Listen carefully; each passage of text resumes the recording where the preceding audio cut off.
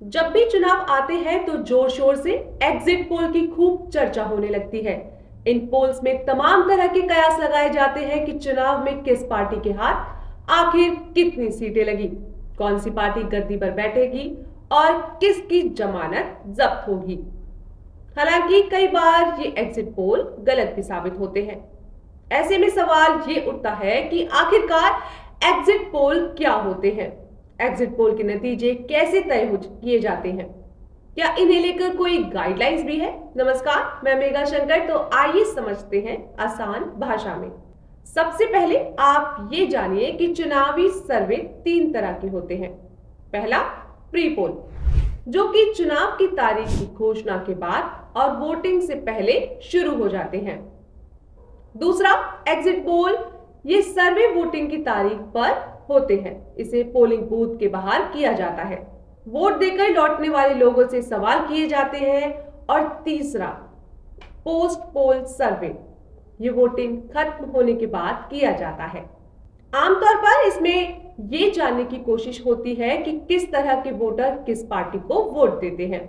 लेकिन सवाल ये है कि आखिरकार एग्जिट पोल कैसे कराए जाते हैं। वैसे आपको बता दें, एग्जिट पोल के लिए कई सारी एजेंसियां वोटिंग के दिन पोलिंग बूथ के बाहर वोटर से ये सवाल करती हैं और इसके आधार पर चुनावी नतीजे अनुमान लगाए जाते हैं। आपको बता दें, एग्जिट पोल को लेकर कुछ गाइडलाइंस भी हैं। एग्जिट पोल को लेकर भारत में साल 1998 में पहली बार गाइडलाइंस जारी हुई थी और वो ये है कि जब तक सारे फेज की वोटिंग खत्म नहीं हो जाती तब तक एग्जिट पोल नहीं दिखाया जा सकता। इस नियम का उल्लंघन करने पर 2 साल तक की कैद या जुर्माने का प्रावधान भी है।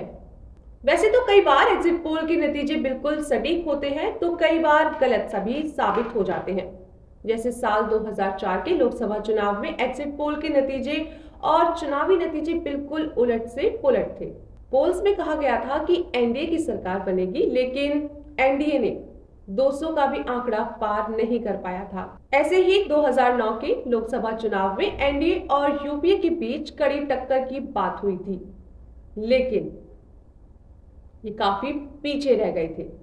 फिर 2014 से 19 तक के चुनाव में देखा गया कि एग्जिट पोल का कुछ आंकड़ा सटीक जाने लगे और इस बीच एग्जिट पोल में बीजेपी की जीत का अनुमान बिल्कुल सही साबित होने लगा। लेकिन बीते लोकसभा चुनाव में एग्जिट पोल का अनुमान बिल्कुल गलत साबित हुआ। अब देखना ये है कि 8 फरवरी को क्या नतीजे निकलकर आते हैं और किस एग्जिट पोल का आंकड़ा बिल्कुल सटीक बैठता है। ऐसे ही नॉलेज बढ़ाने वाली वीडियोस देखने के लिए जुड़े रहें आर्यन टीवी के साथ, क्योंकि हम हैं आपकी आवाज।